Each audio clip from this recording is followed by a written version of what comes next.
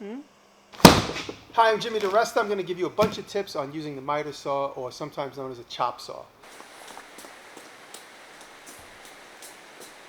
The first tip is on how to open the box. Hey, Spike, let me do this. Give me the razor blade. First tip is on how to open the box when you get home from the store. Get out of here.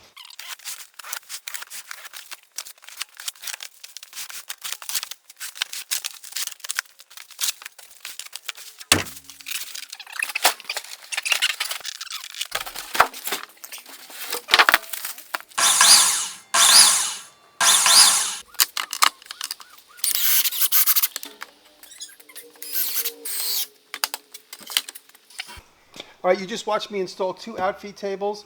It's really important to have this if you're cutting wood that's a little uneven or if it's heavy.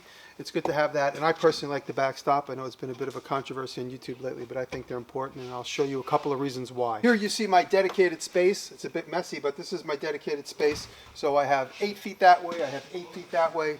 I got plenty of room for cutting.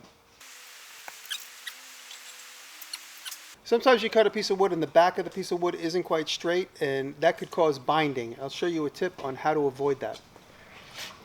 Okay, you see there's a gap back there. I'm going to use this piece of cardboard to demonstrate. A lot of times chop saws say to come this way and push that way. In this case, you will have a serious binding issue because when you cut the front, as you get close to the back, the cut's going to go like that and close on the blade. The way to avoid that is to make this cut first. Cut directly down and then pull forward.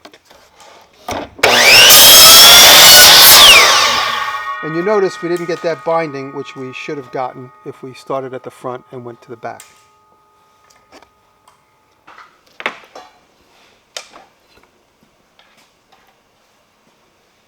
Sometimes you have other things to cut up that have live edges, like branches or stuff like that. It's important to have a little stopper right at the blade. So sometimes I'll do that, and I'll have a stopper right at the blade, and then that will allow things from binding up.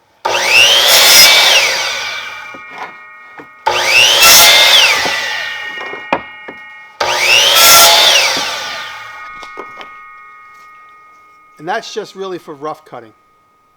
Spike, clean that up for me. Thank you, buddy. Come on, buddy. Sometimes you need to cut smaller parts like that, and it's really important that you don't get your hand near the blade, but you still need to hold the wood down, and I'll show you how.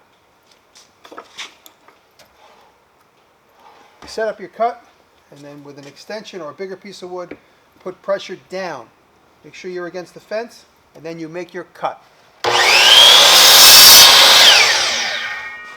The whole time my hand's completely away from the blade and on the handle, so I'm playing it safe.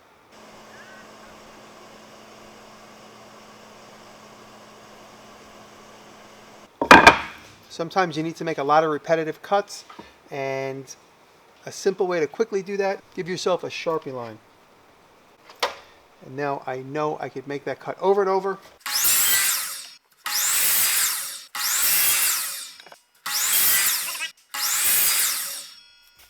And now I know each one of those cuts is the same height, and I gave myself a mark on the fly. I didn't have to stop working, I just kept moving along.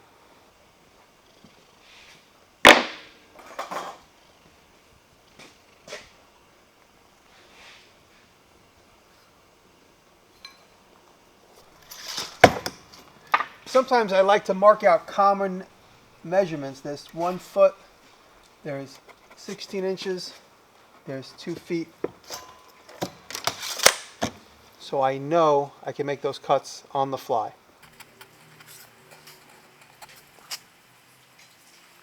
If you look at my chop saw, you see all the marks that I put on it on a daily basis.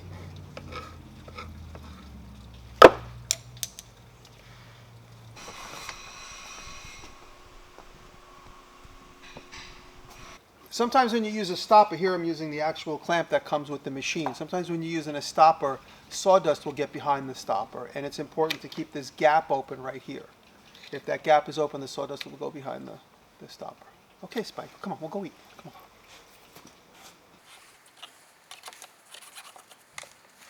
on. A different type of stopper I like to use is a big steel brick. You can make repetitive cuts, leave the back open so the sawdust goes behind it. And this is really good when you have a really long board and you have nothing to clamp to off of the end of your tables. Like that. Well, that'll never stay put. It will if you're gentle. Says a 200-pound gorilla. I'm 190. Yeah.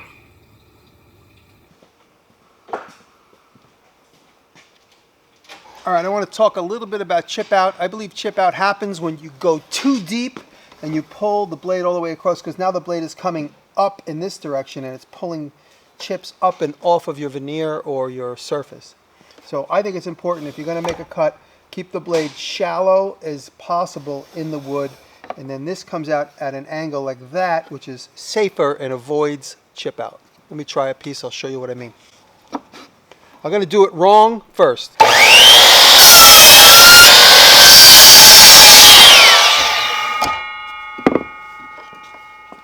Now, I exaggerated quite a bit just to make the effect happen, but you can see what happened. The back of the blade coming up and out causes the chip out. Now I'm going to make a shallow cut and do it more gently.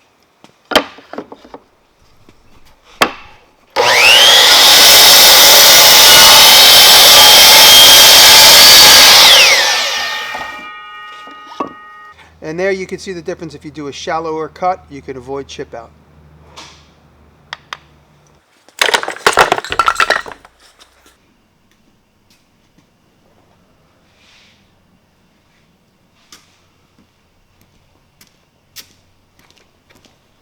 Okay, sometimes you need to take off just a sliver, a half a millimeter, a hair. And the way to do that is to stick your piece of material against the blade, and you create what's called a spring cut. You push your material against the blade, let till the blade flexes a little bit, and then you lift up. Did you hear it go bing? That means that it moved over. And then you take what's called your spring pass.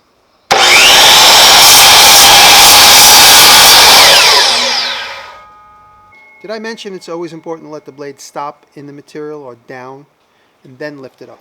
You go try your fit. If it doesn't fit, bring it back again. Put some pressure on the blade. Lift it up. You know that you've got some pressure when you hear the bing. And that's a half a cut, so you could see. You can see I only went part way through. So that's called a spring cut.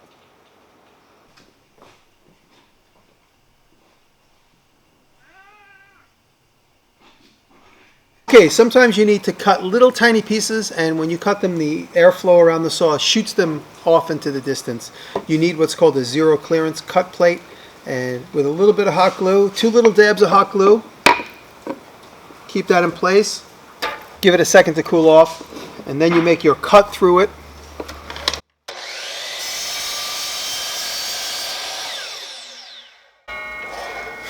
And we want a little zero clearance here as well, so I'm going to use tape.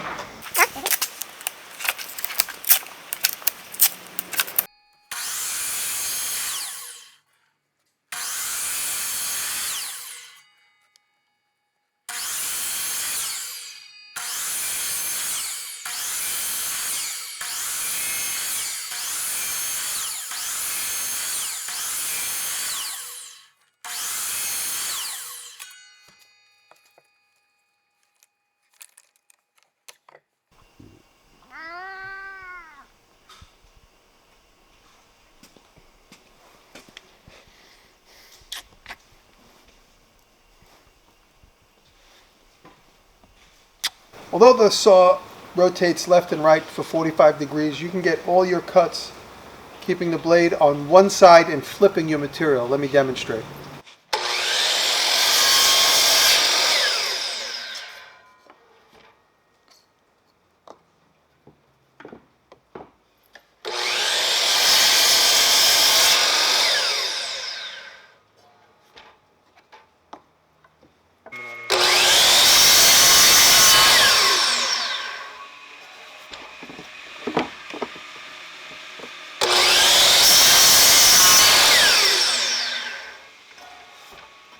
It's important you cut slow and steady to prevent chip out.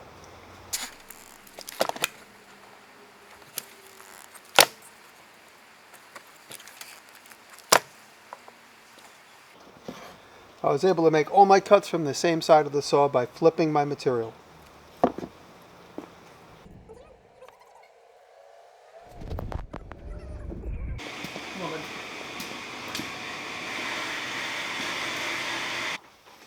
Thank you to Lowe's for sponsoring this tips video. Be careful when you use your miter saw. Always be cautious and keep your hands out of danger. Thank you, Spike. Thanks for the help. Thank you, Lowe's.